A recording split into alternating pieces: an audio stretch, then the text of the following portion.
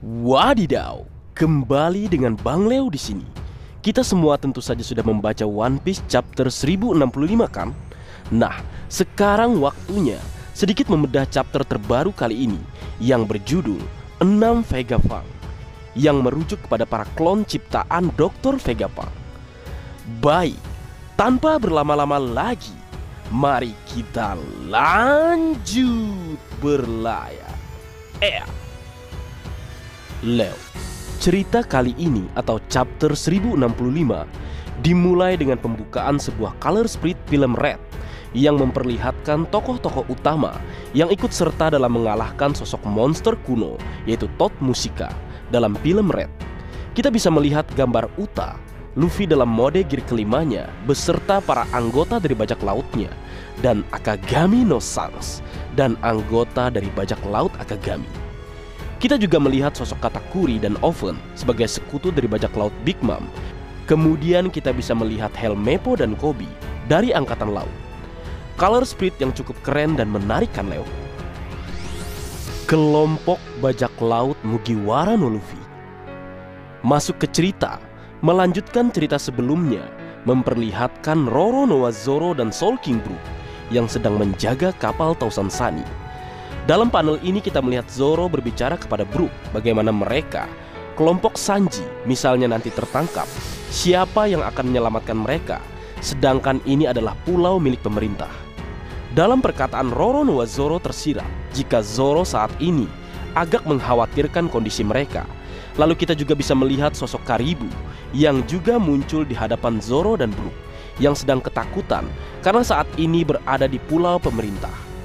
Lalu Roronoa Zoro berbicara kepada Karibu serta berterima kasih karena telah menyelamatkan kaptennya ketika di Wano Kuni. Kemudian Zoro memperbolehkan Karibu pergi. Di sini kita bisa melihat bagaimana kesetiaan Roronoa Zoro untuk Luffy. Zoro bahkan rela berterima kasih kepada sosok seperti Karibu, hal yang tidak bisa dilakukan oleh kru lainnya. Kemudian Mimin akan membahas suatu hal yang cukup menarik dalam panel ini. Alasan mengapa Oda Sensei tidak ikut menyertakan Roronoa Zoro dan Soul King Brook untuk ikut dalam rombongan Sanji dan yang lainnya. Karena pada chapter 1062 kita bisa melihat CP0 yang beranggotakan Rob Lucci, Kaku, Stussy dan Serapim Kuma sedang menuju ke Pulau Egghead. Jadi Mimin berpikir jika Roronoa Zoro dan Soul King Brook lah orang yang nantinya akan menahan CP0 dalam mencegah CP0 dalam rencana pembunuhan Dr. Vegapunk. Ini juga menjadi reunian antara Roronoa Zoro dan Kaku dan Lucy nantinya. Bagaimana menurutmu Leo? Apakah kau ingin melihat aksi badas Babang Zoro lagi? Mantap!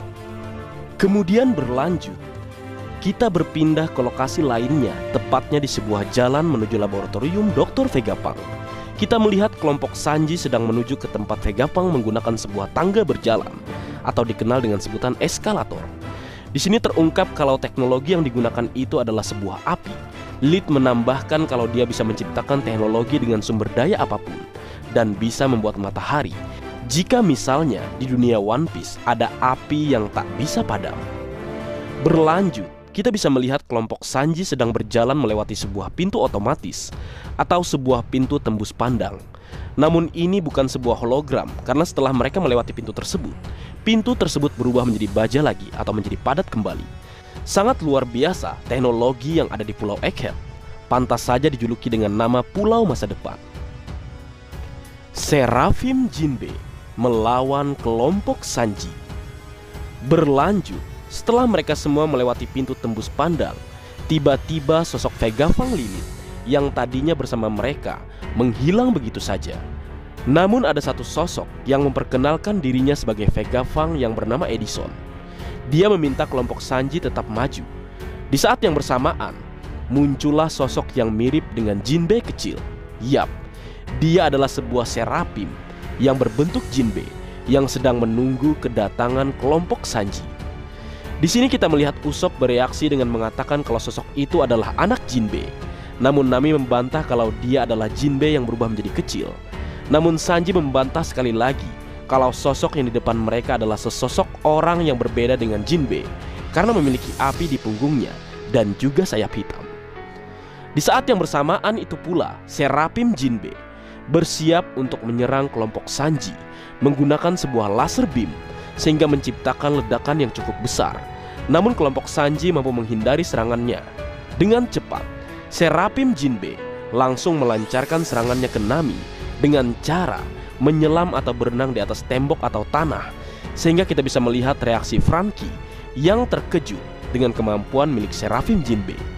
Di sini kita bisa melihat hal yang menarik, yaitu kemampuan Seraphim Jinbe sangat mirip dengan kemampuan Senorping, yaitu Sui Sui Nomi, yaitu buah iblis Tive Paramecia yang memungkinkan penggunanya untuk berenang di atas tanah atau tembok. Sedikit membahas kemampuan yang digunakan Seraphim Jinbe tersebut, kemungkinan besar adalah ciptaan dari Dr. Vegapunk. Mungkin Vegapunk mampu menciptakan buah iblis tiruan atau mengkopi kemampuan buah iblis. Laser buah iblis Kizaru yang dibuat dalam Pacifista dan Seraphim, lalu buah iblis naga Kaido yang dimakan Momo, yang ternyata produk sukses dan bukan gagal.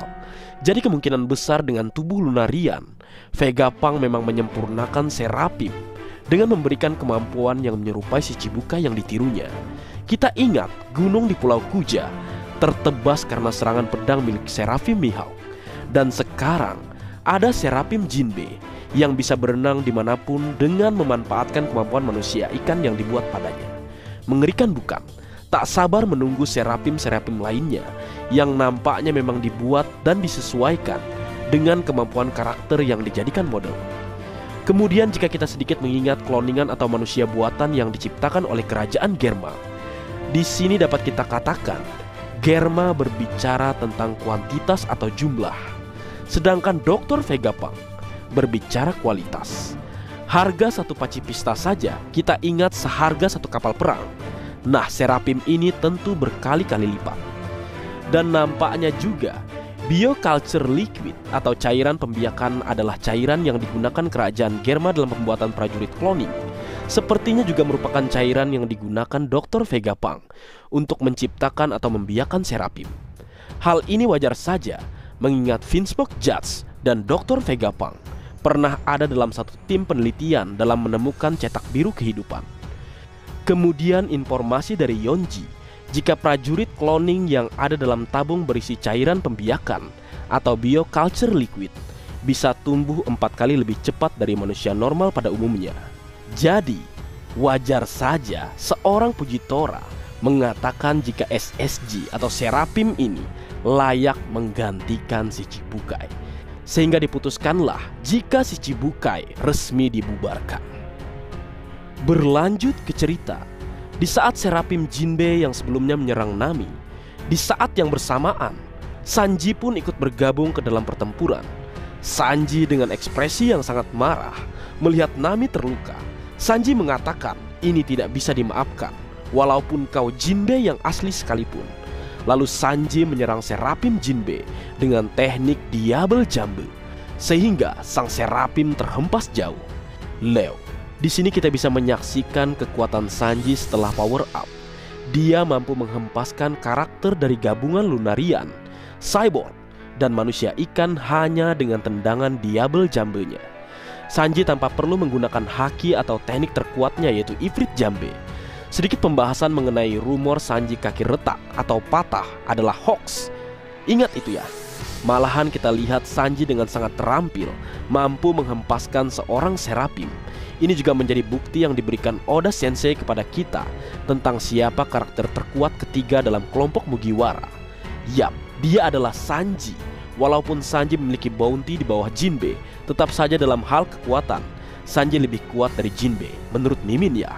Coba kita lihat bagaimana Sanji mampu menghempaskan karakter yang memiliki pertahanan lebih kuat dari Jinbe. Berlanjut, lalu kita melihat Nico Robin juga ikut melancarkan serangan ke Seraphim Jinbe menggunakan jurusnya, yang mana kita bisa melihat tubuh raksasa Robin dengan beberapa tangan raksasa menyerang. Namun Seraphim Jinbe dapat menghindari serangan tersebut menggunakan teknik menyelam miliknya, sehingga dia berhasil melancarkan serangan kepada Nico Robin dengan teknik Gyojin Karate. Namun Usopp menyadari hal tersebut, sehingga Usopp menggunakan kekuatan Hitsatsu Midari Boshi Dokuro Bakuhatsu, sehingga menciptakan ledakan gas asap yang besar. Namun itu semua tidak ada artinya bagi Seraphim Jinbe. Dia dengan cepat kembali menyelam dan menyerang Usopp. Di saat yang bersamaan, Sanji yang tadinya sukses menyerang Serapim kembali ikut ke pertarungan karena Usopp disandra. Namun Franky meminta Sanji untuk tetap diam karena dia akan menyerang menggunakan laser Radical Beam. Namun tembakan tersebut tidak mengenai Serapim Jinbe karena salah satu Vega Fang meminta Serapim Jinbe menghindari serangan tersebut. Sebelum berlanjut, Mimin ingin membahas kemampuan bajak laut Mugiwara saat ini. Tepat beberapa waktu yang lalu, Monkey D. Luffy diperkenalkan sebagai Yonko, atau setelah pertempuran Onigashima, kita menyaksikan perkembangan yang sangat pesat dari bajak laut Mugiwara no Luffy. Pada chapter kali ini, kita bisa menyaksikan Nami dan Usopp tidak memiliki rasa takut berlebihan lagi seperti sebelumnya. Kita bisa melihat reaksi Nami dan Usopp sebelumnya yang membuktikan mental dan kemampuan mereka telah meningkat. Lalu Nico Robin dan Franky juga tidak kalah kerennya sebagai kekuatan tempur menengah bajak laut topi jerami. Mereka membuktikan kalau mereka layak untuk menjadi tingkat atas. Lalu Sanji telah mendapatkan power up gila-gilaan. Dia juga berkembang sangat jauh Leo. Dia bahkan membuktikan dia layak sebagai salah satu terkuat dalam bajak laut Mugiwara. Diperkenalkannya 6 Vega Fang. Berlanjut dan berpindah ke lokasi lain, kita diperkenalkan salah satu sosok dari kloningan Dr. Vega Fang, yaitu Vega Fang 03 yang bernama Edison.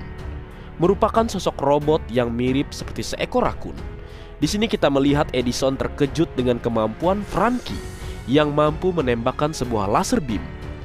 Sedikit informasi tentang Serapim Jinbe terungkap pada chapter ini. Tingkat keberhasilan Serapim Jinbe yang dilawan kelompok Sanji sudah mencapai 98%. Ini menandakan Serapim Jinbe sudah mendekati kesuksesan, sama seperti Serapim Boa Hancock, Serapim Mihawk, dan Serapim Kuma yang sudah dipegang kendali oleh Marin. Sejauh ini baru Serapim Jinbe yang memiliki 4 gabungan kekuatan, yaitu Lunarian, Cyborg, manusia ikan, dan kemampuan seperti buah iblis. Dengan apa yang kita lihat dari Serapim Jinbe, mungkin saja Serapim lain juga dilengkapi kemampuan buah iblis seperti Serapim milik Jinbe. Ini membuktikan perkataan Fujitora sebelumnya yang mengatakan pemerintah dunia benar-benar siap menggantikan para Shichibukai. Namun hal lain terungkap pada chapter kali ini. Kelemahan Lunarian dari perkataan Edison mengkonfirmasi durability seorang Lunarian bisa ditembus menggunakan laser beam. Itulah kenapa kita melihat Serapim Jinbe menghindari laser beam milik Franky sampai-sampai Vega Fang Edison merasa lega Serapim tersebut menghindarinya. Jadi selama ini Lunarian King tidak hanya lemah terhadap Hausoku Haki level atas, tapi juga memiliki kelemahan alami yaitu laser beam. Berlanjut, kita juga melihat Vega Fang Lilith yang tadinya menghilang marah ke kelompok Sanji karena menyerang Serapim Jinbe. Di saat bersamaan pun diperkenalkan salah satu Vega Fang lainnya yang bernomor 04 yang bernama Pythagoras. Merupakan sosok yang mirip dengan Robocon, Ganbare.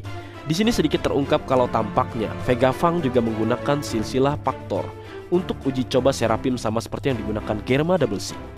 Itulah kenapa kita bisa melihat Serapim Jinbe seperti memiliki beberapa macam kemampuan. Berlanjut lalu kita juga diperkenalkan sosok Vega Fang 06 yaitu Vega Fang York Grid. Merupakan sosok Vega Fang wanita yang mirip dengan Lilith. Berpindah ke lokasi kelompok Sanji sebelumnya, kita diperlihatkan bentuk dari sosok tertinggi dari klon Vega Fang yaitu Vega Fang Saka. Kita bisa melihat Saka memerintahkan Serapim Jinbe dan Vega Fang lainnya untuk menghentikan semua kekacauan yang terjadi. Di sini Saka bertanya kepada kelompok Sanji apakah mereka adalah kelompok dari topi jerami. Lalu Sanji menjawab dengan iya. Di sini sedikit terungkap kalau sepatu mirip Astro Boy yang digunakan Sanji dan yang lainnya ternyata dikendalikan oleh Saka dengan teknologi magnet. Itulah sebabnya pada panel sebelumnya Sanji agak susah mengangkat kakinya ketika hendak menyerang Serapim Jinbe. Sampai saat ini, Oda Sensei sudah mengenalkan kepada kita semua dari klon atau Stella, Dr. Vega Fang itu sendiri. Namun apa hal di balik itu semua? Kenapa Vega Fang menciptakan Stella atau para klon? Mimin memiliki sedikit teori tentang ini. Seperti kita lihat sebelumnya, kalau Vega Fang dulunya adalah orang yang bekerja sama dengan Kaisar Klon, seperti yang terungkap di manga.